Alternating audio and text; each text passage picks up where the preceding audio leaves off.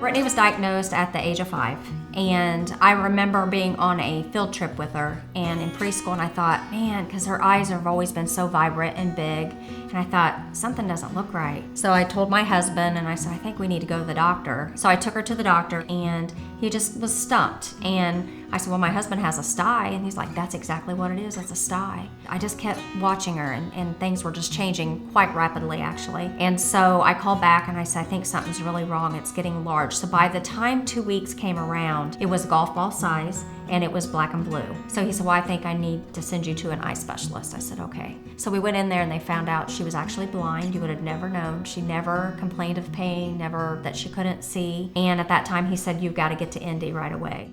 We went to St. Vincent's, and they did an MRI at the time, and they called us immediately that evening and said it is a large mass, but the good news is it has not gotten into her bone or her brain, but we want to wait for our full staff to do the surgery on her. So that Monday they went ahead and removed the tumor. So that was on June 10th of 1991 that she was diagnosed. I was diagnosed with rhabdomyosarcoma, which is a cancer of the muscle. My cancer attached behind my left eye muscle.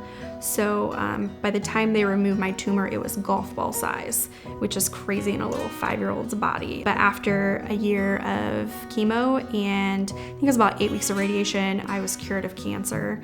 The beginning of it, I remember being very scared because I just wasn't sure what was going on. And then as things progressed, the doctors and the nurses and my parents were always maybe giving me too much information because I was only 5. So I think I grew up very quickly that year. So I went from being a 5-year-old that only had to worry about her dance practice on Tuesday to being in a big scary hospital with lots of things hooked up to me and being in and out of surgeries and going through radiation treatments and slowly losing all of my stamina.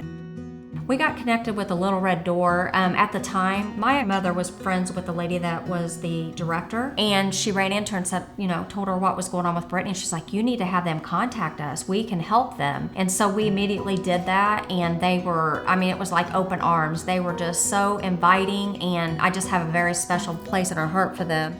Little Red Door was a huge support system for my family. They supplied my mom and my dad with financial resources for gas money getting to and from Riley. They helped provide some nutritional support for me because when you're going through chemo, you're not hungry, and so they would get some nutritional supplements for me then. They were just such a huge light in our lives then. Mentally, they reassured us that cancer's not death. And that's what I got out of Little Red Door when I spoke with them a lot, was that it wasn't a death sentence.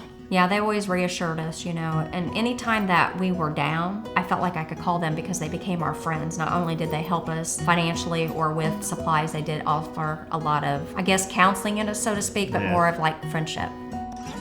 I think when you're going through cancer and you're going through anything rough in life, it's you always hate to ask for help. It's like you have to swallow your pride and just ask somebody to help you. But when you're going through something as big as cancer, the Little Red Door is hands down one place you should start because they are the most caring, compassionate, humble people that will just embrace you and open your arms and guide you where you need to go and just give you education and tools. And sometimes you just need a smiling face that day. Reach out for the help. Yeah. You got to reach out for the help because it's very hard to do at first. Yeah. And it really is. Don't be afraid. Yeah. Don't be afraid to reach out for help, and because it's there. And it doesn't make you feel like you're less than because you don't think you can do it on your own, And I think once they go to the Little Red Door, it's going to be a whole new ballgame because they're going to realize how important and how special it is. It's been such a blessing because I've been able to kind of go full circle with the organization. I stayed in the community and I've seen that Little Red Door has done so much for so many people, but I know there's more people out there that could use Little Red Door's services and benefit like I have. So I'm just so blessed and honored to be able to sit on the advisory council now and kind of work alongside the staff of Little Red Door and give them my perspective as a child and how they were able to help me and maybe talk to them about additional resources that Little Red Door could provide and maybe ways that we can go out in the community and let people know that we're here and that Little Red Door is here to help and they want to help.